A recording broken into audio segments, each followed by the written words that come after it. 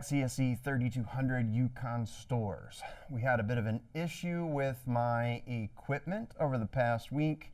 I was able to progress during class, but by a little bit of hard work and a little bit of luck, because I was not able to run the emulator.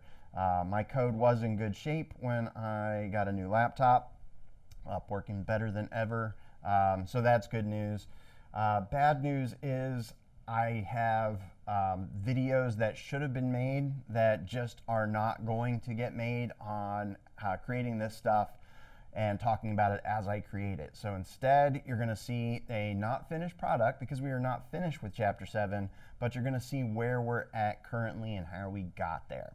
Let's start with on Friday. Let's see, I forget what day that was, but it would have been Friday of week 3. I gave a activity in class where you were supposed to make a layout, and let me show you what that layout was supposed to look like. It was supposed to be this right here. I did that because to finish off Chapter 4, I was pretty much leaving it up to you guys in homework 2. So there were no videos of me finishing off homework 4. Instead, what I did is I showed people in class on Monday of this week what they should have done for homework 2, and then I started putting this project together. So for activity 1, you were supposed to make this layout. You would have to get the lightning bolt from online, but you could use our old robot, our white robot, and then make these buttons. And I guess I can show you that layout. It's going to be right here. It is currently called activity_robot_purchase.xml, but I'll talk more about that later. Here it is in split view with a blueprint. I never showed the blueprint, so you could have had something fairly different than I had. In class, nobody went for a relative layout or a constraint layout. They went with a nested linear layout, probably because that's what we've been doing most recently, and I told them that's what I would do. So fair choice, but if you need to see the code, here you go. You can see that text equals 0 is grayed out. Anytime you see those things that are grayed out, that's because they're being replaced by something that lives over in our strings.xml. All the files that I'm going to use today are active, I think, on the top of my screen, so you could take a look up there. So this is my layout. I believe I put this online so that you could have it yourself. So if you don't really have to go and look and check code, but if you already have code, you can scroll through this video if you want and see if everything looks okay. Now at the time when you created that, that probably just would have been your activity_main because I said make it in your own project. So once we came back together, we tried to put this together, meaning we tried to put this inside of the project that we had been working on. So what we did, let me hide, I'll just go to code there. I'll bring this up. What we did is we right-clicked on com dot and whatever our project path was, and we right-click on that. We would go new, and we selected a Kotlin file, and we called that robot purchase. We didn't say robot purchase KT, but you could see that that gets attached. That would have been just pretty much a blank. Well, not a blank, not an empty activity, but an empty that was default. It was going to have an onCreate. And it would have created its own version over here if you made a new project. But since this isn't a new project, you had to make your own activity_robot. And you would do that by going into resources, into layout, right-clicking on layout, and picking a new, and then a resource folder, and then naming it activity robot. All right, so in this activity_robot, you have to pay attention to, if you're using my code, what I was using for IDs. This image is kind of hard-coded in there, as this is our default. It's going to be the white robot, no other choices. So when we came over to robot purchase, we wanted to wire up those buttons. So we made promises that we were going to wire up reward button A, B, and C.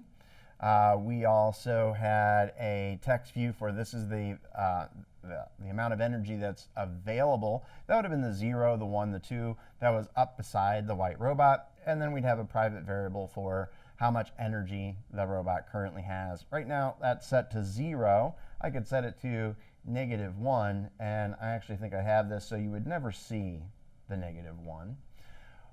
We would not get an onCreate for our robot purchase when we put this Kotlin class inside of our old project. In fact, it just would have said class robot purchase and never said that it is going to be a subclass of app compat activity. So if you don't know this line, which I don't blame you because it's been default all along, we could go into our main activity and copy and paste this.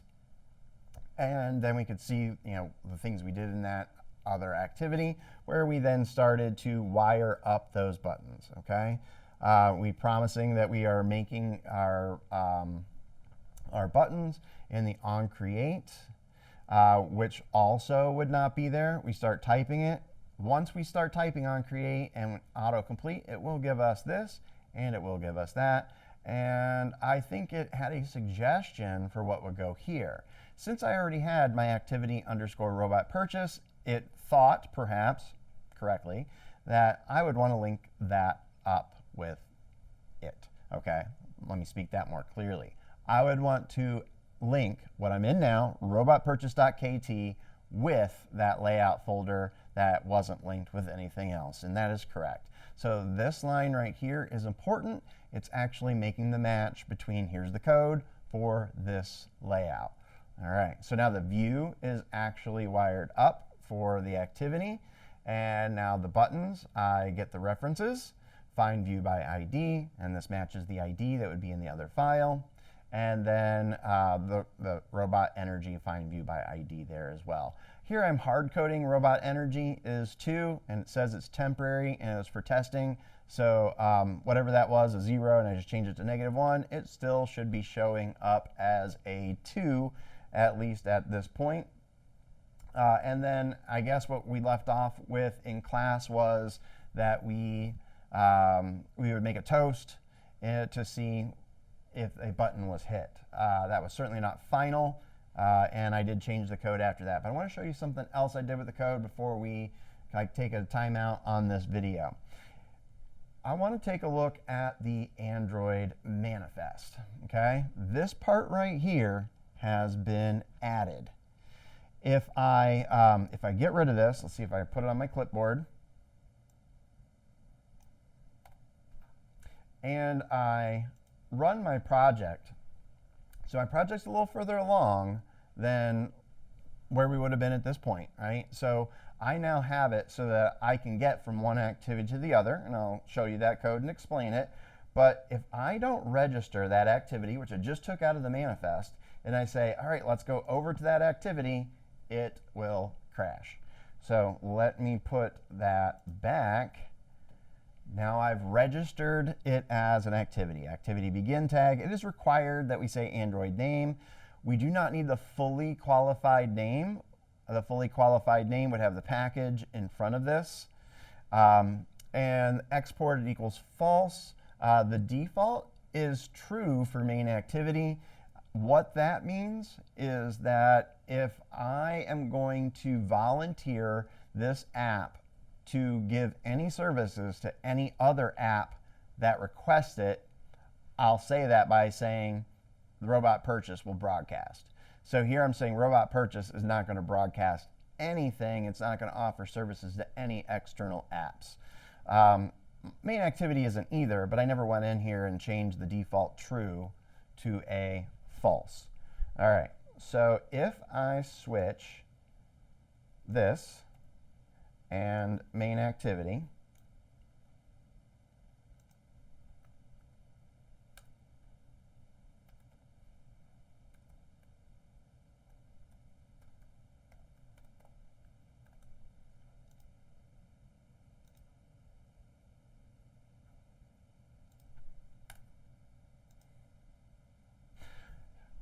missed a couple keys, but I think I'm good now. It doesn't say that there's any problems. What you'll see is that when this gets launched, robot purchase will start. And that's where we actually ended a class later, I suppose. You can see that there is a 4 there. And that's because I have the 4 set in as a default elsewhere in the code. I haven't showed it to you, so you might be surprised. But what I want you to get from this is that I had to register this new activity, which was the robot purchase with the manifest, and I actually did it here. But when I switch these two, it's this activity that launches by default. And not because I said exported equals true, but because I said, well, inside of this activity tag, when I hit the launcher, this is the guy that's going to launch. All right, so I'm going to call this video here, and I'll come back and explain some more in the next video.